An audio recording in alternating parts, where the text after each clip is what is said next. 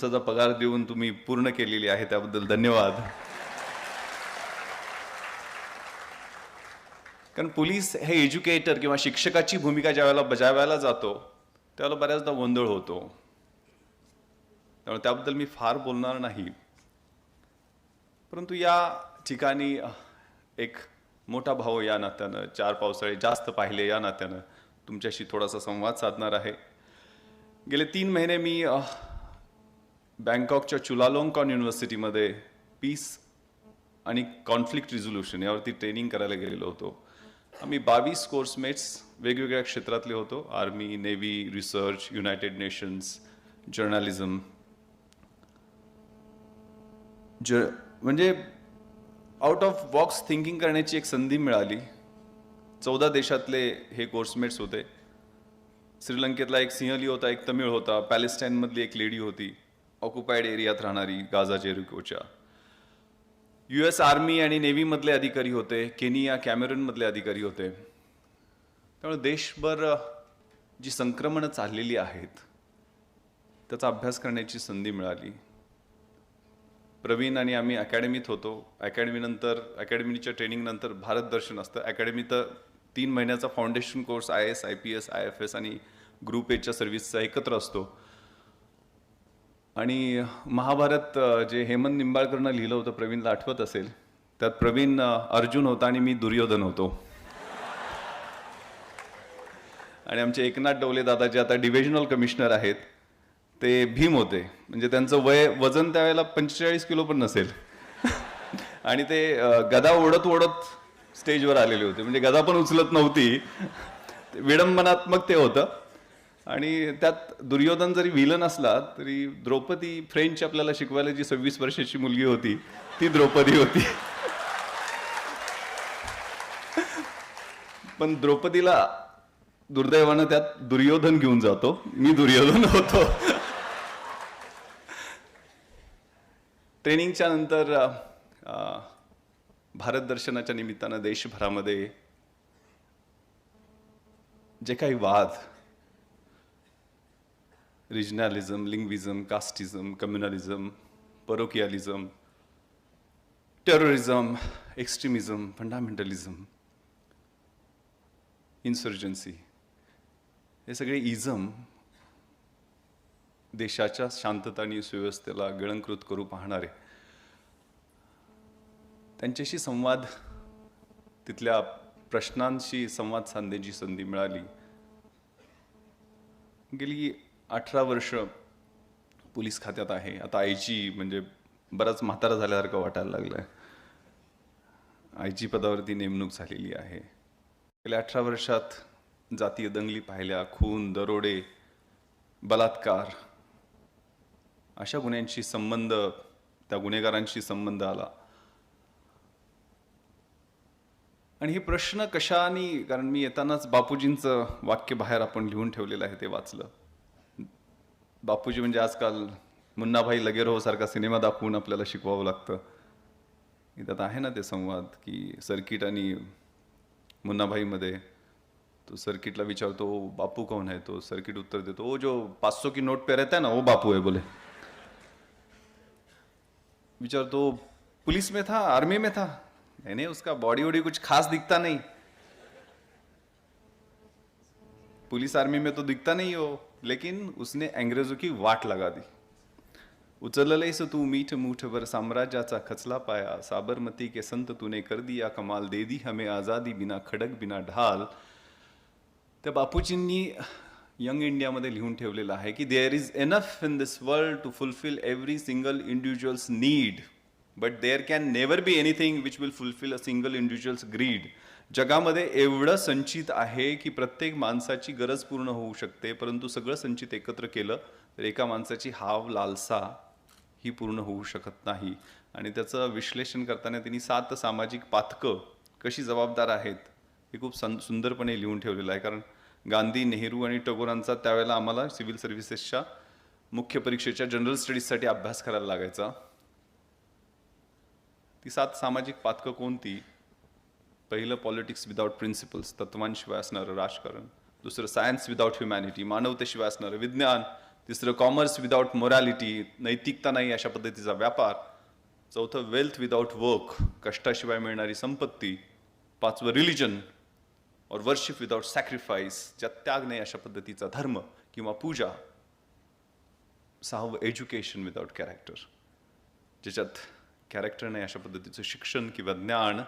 आणि last is very important, pleasure without conscience, ज्याच्यात सतसत विवेक बुद्धी नाही आहे अशातनं मिळणारा चेकाळणारा आनंद. का सिव्हिल सर्व्हिसेसमध्ये यायचं ते प्रवीणनी सांगितलं. कोल्हापूरला कलेक्टर असताना, नागपूरला कलेक्टर असताना त्यांनी जे लोकांपर्यंत लोकाभिमुख प्रशासन पोहोचवलं ती उद्दिष्ट. पोलीस खात्यात काय, कारण मी सुजितला म्हणत होतो, अरे आम्हाला आता परीक्षा देऊन 20 वर्ष झाली, नवीन बदलणाऱ्या ट्रेंडबद्दल, निगवेकार आयोगांबद्दल किंवा अलग कमिटीबद्दल काय आम्ही सांगणार आहे. कारण अलीकडे या 3-4 वर्षात जी मुलं इंटरव्ह्यू देऊन बाहेर पडलेले आहेत, मुख्य परीक्षेच्या प्रवाहात आहेत, त्यांना या मुलांच्या समोर न्या, म्हणजे त्या परीक्षा कशा देता येतील. कारण प्रत्येकाची तंत्र, प्रत्येकाच्या क्लुप्त्या या वेगवेगळ्या असतात. परवा काय आम्ही सांगू शकू, मोटिवेशनबद्दल थोडं बोलू शकू, त्यावेळेला अभ्यास कसा केला त्याच्याबद्दल बोलू शकू, आम्ही चांगल्या पद्धतीने सांगू शकतो. आता म्हणजे मिडल स्टेजला आहोत, त्यामुळं का सर्व्हिसेसमध्ये यायचं, काय चॅलेंजेस आहेत, काय बदल आपण घडवू शकतो. एक प्रेरणा देणारी प्रार्थना आहे परमेश्वराची, God grant me the serenity to accept the things which I cannot change, courage to change the things which I can, and wisdom to know the difference. परमेश्वरा, ज्या गोष्टी मी बदलू शकत नाहीये त्या स्वीकारण्याचं मला धैर्य दे, ज्या बदलू शकतो त्या बदलण्याचं सामर्थ्य दे, आणि ज्या बदलू शकतो आणि ज्या बदलू शकत नाही या दोन्ही मधला फरक ओळखण्याचं शहाणपण दे. आपल्या समोरची चॅलेंजेस काय आहेत. मी परवा सकाळमध्ये पण लिहिलं होतं आणि ते मी उद्धृत करतो कारण चांगला अनुभव आहे. हॉस्टेल डे, जगन्नाथ शंकर सेठ युनिव्हर्सिटी हॉस्टेल आहे बी रोड चर्चगेटवरती, तिथल्या हॉस्टेल डेचा प्रमुख पाहुणा म्हणून गेलेलो होतो.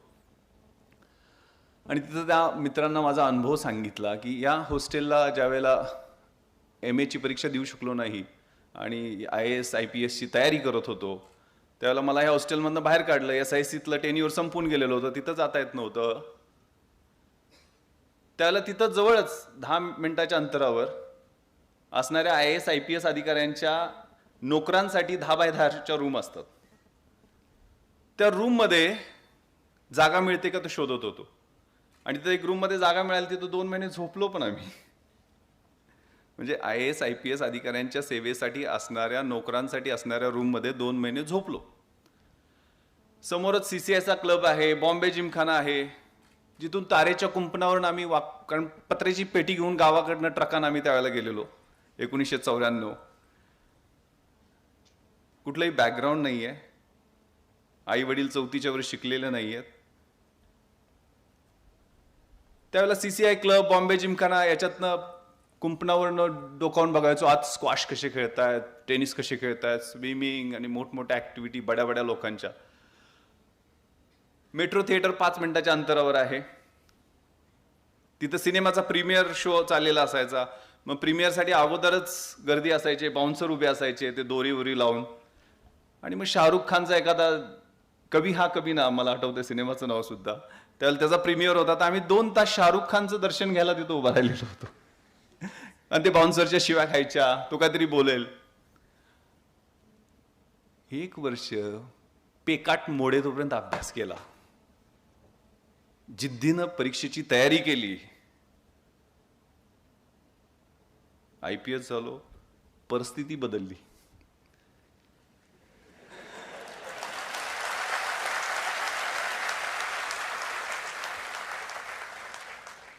₹15 वर कधी राईस प्लेट खरेदी घ्यायचो नाही. ताज हॉटेलमधनं बाहेरून ओशाळभूतपणे पाहायचो, तिथं कधी चहा प्यायला मिळेल ह्याचंही स्वप्न पाहिलं नाही. ज्या हॉटेलमध्ये चहा प्यायचं स्वप्न पाहिलं नाही, त्याच रात्री 26/11च्या रात्री त्याच हॉटेलमध्ये सगळ्यात जास्त माझी वाट पाहत होते. आणि सगळ्यात मोठा पुरस्कार माझ्या आयुष्यातला तिथं लढाई केल्यामुळे मिळाला.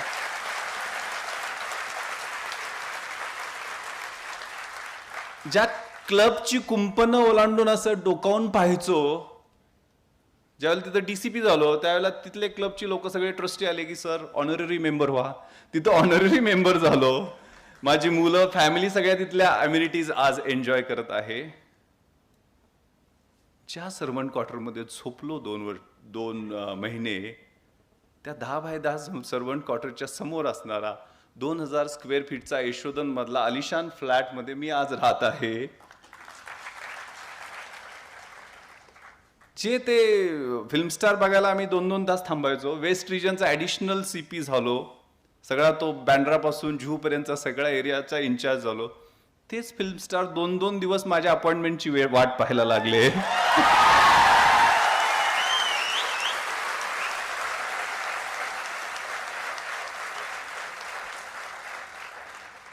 मी बढाया मारत नाही तुमच्यासारखा, तुमच्यात नाही इथपर्यंत तुमच्यापेक्षा वाईट परिस्थितीत. कारण मी 40 असलेल्या चड्ड्या घातलेल्या आहेत, पाठीमागे ठिगळं लावून शाळेत गेलेलो आहे, पोत्याची खोप केलेली आहे, पायात खडावा असलेल्या परिस्थितीत गावातनं, छोट्या गावातनं मी आलेलो आहे. वडील माझे कमी शिकलेले पण स्वच्छ चारित्र्य, आणि म्हणजे गावचे सरपंच होते, नंतर पंचायत समिती सभापती पण झाले. मोडीतनं पत्र लिहायचे, मोडीतनं सही करायचे, पत्र मराठीत मोडक्या तोडक्या लिहायचे. पण मला अभिमान वाटतो ज्यावेळेला मी मुंबईमध्ये, दिल्लीमध्ये अभ्यासाला होतो, त्यावेळेला दरवेळेला ते मला एक पोस्टकार्ड पाठवायचे, आणि त्या पोस्टकार्डमध्ये बाकीचं विचारायचे जेवण बिवण कसं आहे, काय आहे, आणि शेवटी मात्र एक ओळ लिहायचे प्रकर्षानं न चुकता. मला गावात प्रेमानं भावड्या म्हणतात की भावड्या, तुला लाल दिव्याच्या गाडीतनं आलेलं मला पाहायचं आहे. त्या कमी शिकलेल्या माझ्या बापासाठी कदाचित मी अभ्यास केला असेल. त्या माझ्या आई वडिलांचं खेड्यातलं स्वप्न पूर्ण करण्यासाठी मी अभ्यास केला असेल. आणि अभ्यास म्हणजे लाथ मारीन तिथं पाणी काढीन या जिद्दीनं केलेला अभ्यास असतो. ही परीक्षा तुम्हाला 5 लाखातनं 500 मध्ये यायचं आहे. हा प्रवास असं जाता जाता होणारा नाहीये. 2 तत्व खूप महत्वाची आहेत, मी सांगड घालून सांगतो तुम्हाला.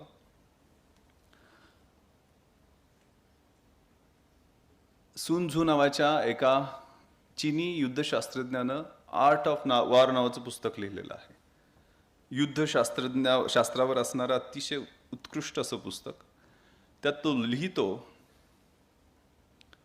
If you know yourself and know your enemy, you need not worry about the result of 100 battles.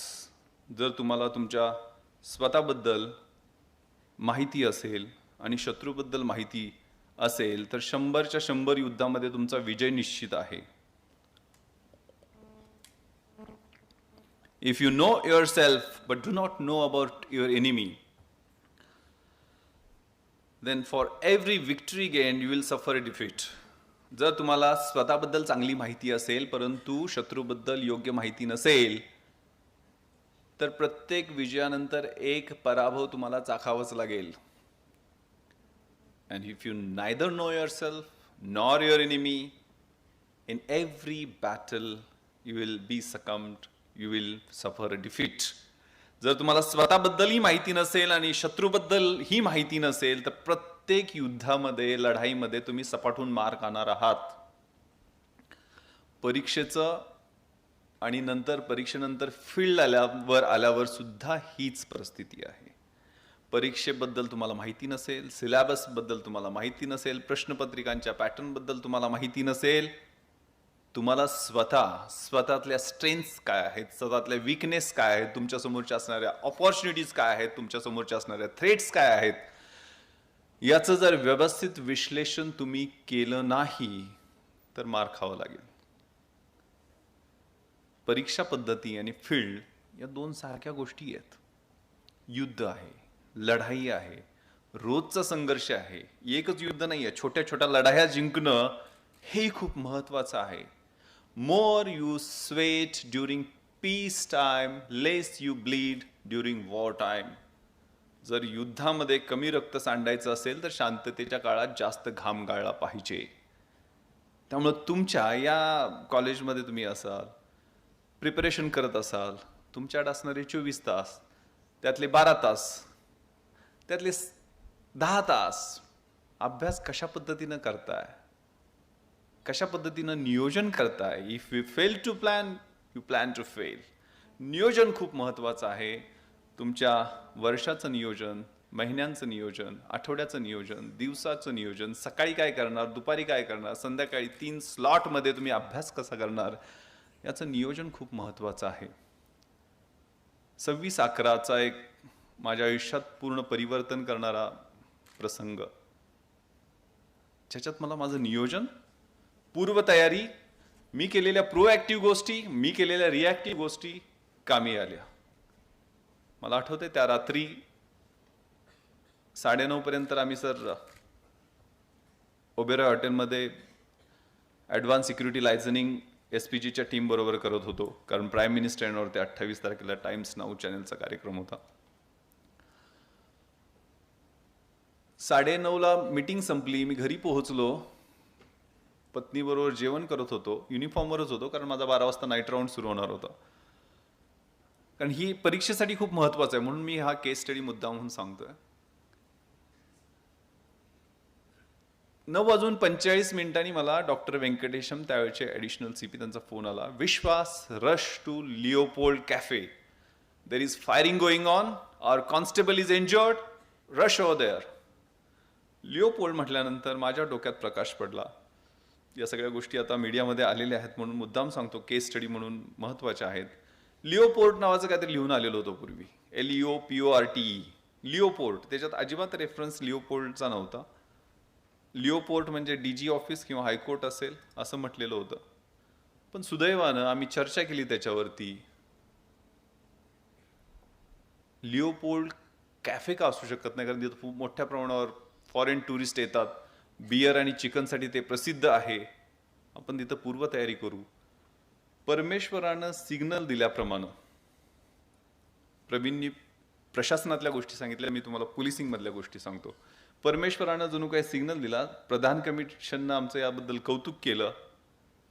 24 आणि 25 नोव्हेंबर, 26 नोव्हेंबरला हल्ला झाला. 24 नोव्हेंबरला मी त्या लिओपोल्ड कॅफे समोर जाऊन वायरलेसवर कॉल दिला, जो कंट्रोल रूमला रेकॉर्ड झाला, की हा लिओपोल्ड कॅफेच्या समोर जर दहशतवादी हल्ला झाला किंवा बॉम्ब ब्लास्ट झाला, तर इथं असणारे मोठ्या प्रमाणावर हॉकर्स आणि नागरिक जे मोठ्या प्रमाणावर खरेदीला येतात ते मरतील.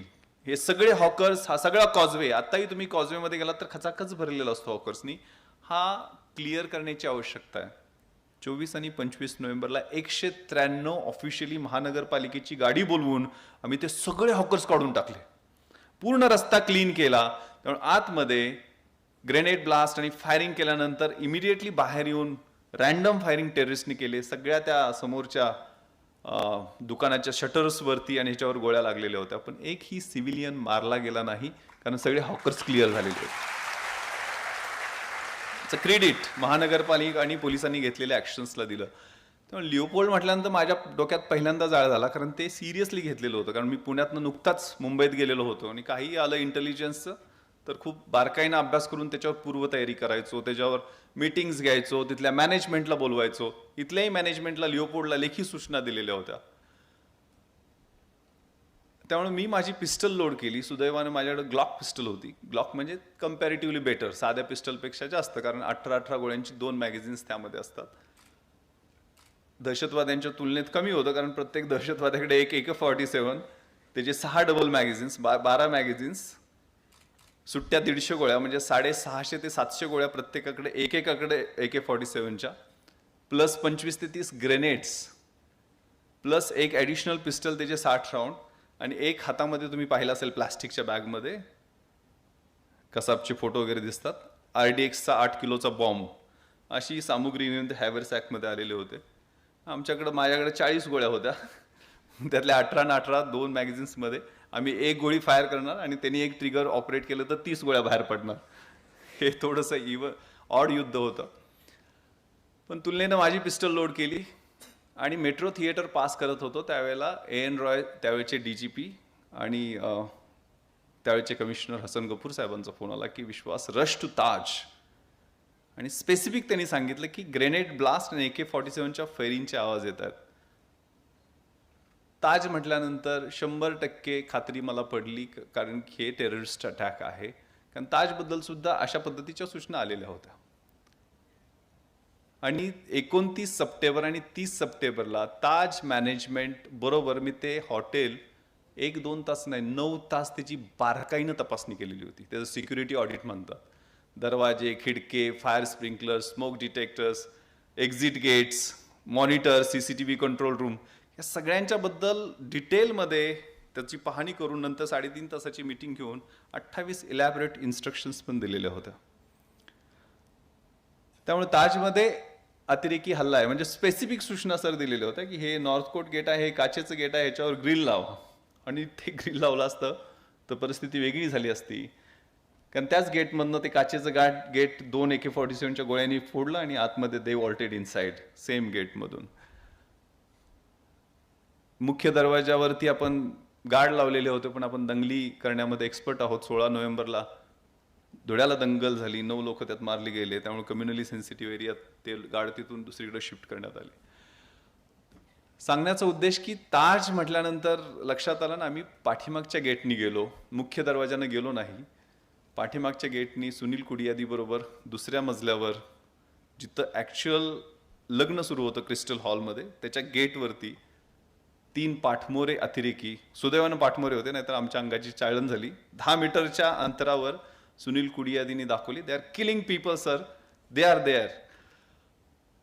आणि त्या ठिकाणी सुदैवानं गोळीबार त्यांच्यावर आम्ही करू शकलो, कारण ते लग्नाच्या हॉलमध्ये घुसले असते त्यावेळेला तर अनेक शेकडो लोक तिथं अडकून पडलेले होते आणि मोठं मॅसॅकर झालं असतं. टेररिस्ट ताजमध्ये पहिल्या 15 मिनिटात 21 लोकांना मारू शकले. आम्ही एंट्री केल्यानंतर 6 मजले, प्रत्येक मजल्यावर सीसीटीव्ही कंट्रोल रूममधून सगळं रेकॉर्डिंग झालेलं आहे. प्रत्येक मजल्यावर त्यांचं चेज करू शकलो आणि हे क्रुशियल फायरिंग होतं, कारण याच्यानंतर ते 6व्या मजल्यावर पळाले. नंतर आम्ही पूर्ण मजले चेक केले, कारण 2 विंगमध्ये ताजची विभागणी आहे, दक्षिण बाजू आणि उत्तर बाजू.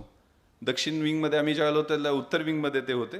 आणि 10:03 त्यांच्यावर फायरिंग झाल्यानंतर 11:10 एकही राऊंड फायर झालेलं नाही. 11:10 आम्हाला ज्यावेळेला वाटलं की ते पळून गेले काय, त्यावेळेला त्यांनी 2 ग्रेनेड ब्लास्ट त्या मधल्या वॉक्यूममध्ये केले, ज्यात शँडेलियर वगैरे तुटून खाली आलं.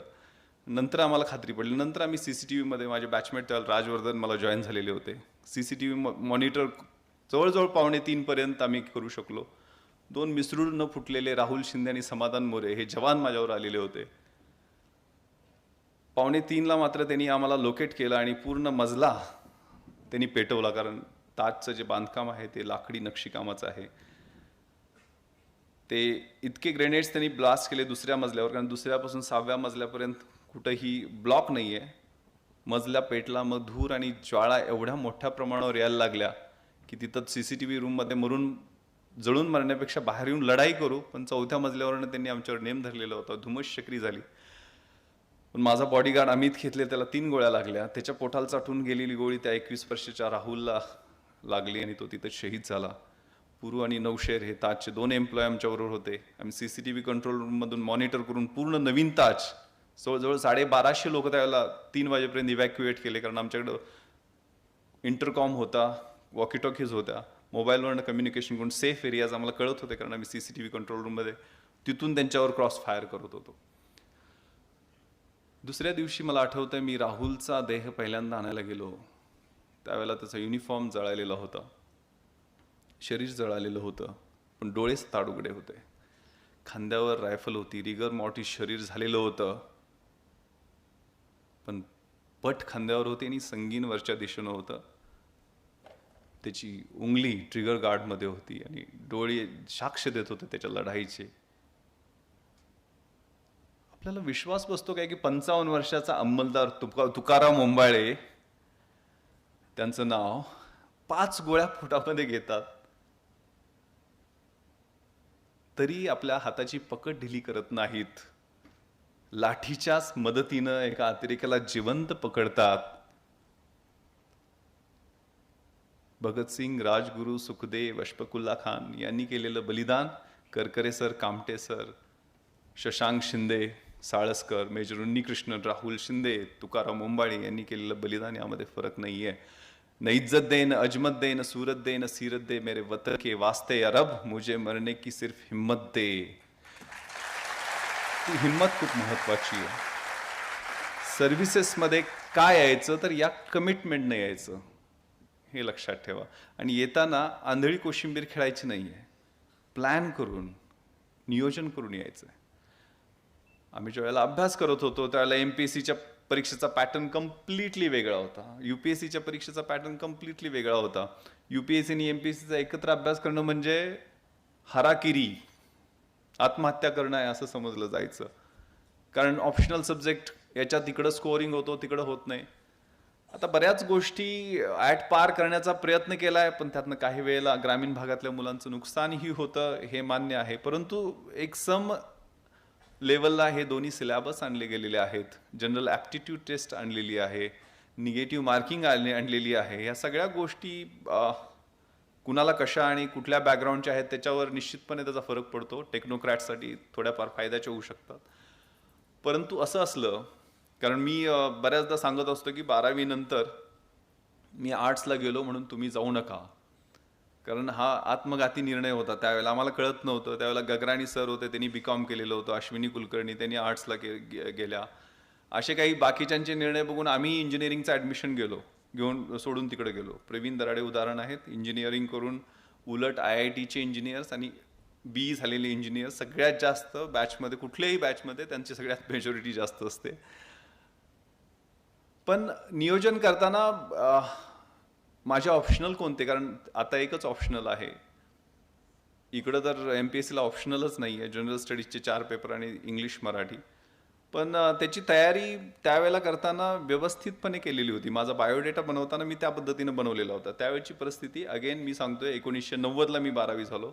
91, 92, 93, 94 या पिरियडमध्ये जो अभ्यास केला तो की सिस्टमॅटिक एफर्ट घेऊन केलेला होता. कुठलीही गोष्ट, म्हणजे उदाहरणार्थ मला इंग्रजी पेपर जो एमपीएससीचा आहे त्यामध्ये 92 मार्क आहेत. एमपीएससीच्या इंग्रजी पेपरला कधीही 92 मार्क पडत नाहीत, कारण एसेच असतो तो 40 मार्कांचा असतो. क्लुप्त्या काय असतात, तंत्र काय असतात, मी केलेली तंत्र तुम्हाला लागू पडतील हे अजिबात चुकीचं आहे, हे कृपया लक्षात ठेवा. तर मी काय एनसीसीला असताना एक नॅशनल इंटिग्रेशनवर भाषण पाठ केलेलं होतं. म्हणजे इंग्रजी माध्यमाची मुलं असतात मुंबईतली वगैरे, त्यांना सुद्धा 70च्या वर कंपल्सरी इंग्लिशला मार्क पडत नाहीत एमपीएससीला. तर मला 92 का पडली, तर मी ज्या वेळेला एनसीसीच्या सी सर्टिफिकेटसाठी तयारी करताना एक वक्तृत्व स्पर्धा होता ॲन्युअल ट्रेनिंग कॅम्पमध्ये. त्यात एक सहज माझ्याकडे CSRचा एक अंक होता आणि त्यात पहिलं पारितोषिक मिळालेला एक निबंध होता, नॅशनल इंटिग्रेशन. तो निबंध असा होता, तो पाठ केला मी आणि तिथं भाषण दिलं आणि मला तिथं पहिला नंबर मिळाला. माझं पाठांतर बरं असल्यामुळं ते अर्थ काहीच कळाला नव्हता, पण ते पाठ केला आणि म्हणून टाकलं आणि त्याचा परिणाम चांगला झाला. तोच निबंध मी काही चेंजेस करून, if I were a prime minister, मी पंतप्रधान झालो तर, त्याच्यात तोच निबंध मी लिहिला. कसा लिहिला, इकडं होतं national इंटिग्रेशनच्या भाषणामध्ये, The strength of the nation lies not in its loud claims and mouth-watering directive principles of the state policy, but in the spirit of service and that of the complete dedication of one's both body and cause to the unity and integrity of the nation. असं national integration होतं. आता if I were a prime minister, याच्यात मी असं लिहिलं, The strength of the nation lies not in Prime Minister's loud claims and his mouth-watering directive principles of the state policy, but in his spirit and complete dedication of his both body and soul to the cause of unity and integrity of the nation. असे changes करत तो निबंध लिहिला. त्याचा इंग्रजी grammar आपल्या मराठी मुलांचं निश्चित चांगलं असतं. ग्रामरमध्ये पैकीच्या पैकी मार्क पडले असतील, पण निबंधामध्ये यामुळं अतिशय चांगले मार्क मिळाले. UPSCमध्ये तुम्हाला निबंध 3 तास बसून लिहायचा आहे. मला वाटतं गेल्या परीक्षेमध्ये तर 2 निबंध लिहायला सांगितले, 20व्या पानापासून लिहा अशा सूचना दिलेल्या होत्या. बरेच जण एकच निबंध लिहून आले. त्यामुळे किती आपलं प्रेझेन्स ऑफ माइंड असलं पाहिजे याबाबत विचार केला पाहिजे. त्यामुळे पॅटर्नमध्ये जसं सोशिओलॉजी, त्यावेळेला कसं व्हायचं की UPSCसाठी सोशिओलॉजी चालत नाही, कमी स्कोअर होतो, मग MPSCला चालतो. 8 दिवसाचा अभ्यास करून मी सोशिओलॉजीला 150 मार्क, म्हणजे 200 पैकी 150 मार्क हा खूप चांगला स्कोअर आहे सोशिओलॉजीमध्ये. ज्यांनी मला सोशिओलॉजी शिकवलं, संजय देशमुख, तो MPhil होता सोशिओलॉजीमध्ये. 8 दिवसात त्यांनी मला सोशिओलॉजीचा अभ्यास कसा करायचा ते शिकवलं. त्याला 300 समाजशास्त्रज्ञांनी लिहिलेल्या वेगवेगळ्या व्याख्या पाठ होत्या. पाठ म्हणजे प्रॉपर पाठ होत्या. तर संजय देशमुखनं मला शिकवलं, त्याला 200 पैकी 90 मार्क मिळाले आणि मला 150 मार्क मिळाले. ज्यांनी एम.फिल केलेलं होतं, वयाची अतिशय महत्वाची 7-8 वर्ष सोशॉलॉजीमध्ये त्यानं घालवलेली होती, त्याला 80 मार्क मिळाले आणि मला 150 का मिळाले? त्याचं उत्तर असं होतं, मी खेड्यातला आहे. उदाहरणार्थ, बलुतेदारी पद्धतीवरती त्यावेळेला निबंध आला. बलुतेदारी पद्धत काय आहे? माझ्या लहानपणापासून माझ्या घरात मी पाहतोय ना, 12 बलुतेदार, 18 बलुतेदार, कुणबी, त्याची बार्टर सिस्टम वाटण्याची. मी जे पाहिलं लहानपणी अनुभवलं ते त्यात मांडलं. दुसरा प्रश्न होता सेक्युलरिझमवरती, धर्मनिरपेक्षतावाद. मी इतिहासाचा विद्यार्थी आहे. मी तो धर्मनिरपेक्षतावाद आणि सहिष्णुता यामध्ये खूप सुंदर कंपॅरिझन करू शकलो. धर्मनिरपेक्षतावादाचा प्रोटेस्टंट अँड कॅथलिक्समध्ये जी युरोपमध्ये 30 इयर्स वॉर झालेलं होतं, त्यातनं कसा उगम झाला ट्रीटी ऑफ ट्रॉस्कीमधनं, त्याची संकल्पना इतिहासातली मी तिथं मांडू शकलो. कदाचित हे वेगळं पण होतं आणि या वेगळापणाचा फायदा झाला. त्यामुळे तुमच्यातलं वेगळेपण जे आहे ते बाहेर काढण्याचा प्रयत्न करा. झाकली मूठ 1.25 लाखाची ठेवू नका. स्वतःतले कॉम्प्लेक्स दूर काढा आणि संघर्ष करायला सिद्ध व्हा. एक खूप छान कविता आहे. ओळखलत का सर मला, पावसात आलो कोणी, कपडे होते करदमलेले, केसावरती पाणी, क्षणभर बसला नंतर असला बोलला वरती पाहुणी, गंगामाई पाहुणी आली गेली घरट्यात राहून, माहेर वाशिन पोरीसारखी 4 भिंतीत नाचली, मोकळ्या हाती जाईल कशी, बायको मात्र वाचली, भिंत खचली, चूल विजली, होते नव्हते गेले, आठवणीला डोळ्यामध्ये पाणी मात्र ठेवले, कारभारणीला घेऊन संगे सर आता लढतो आहे, चिखलगाळ काढतो.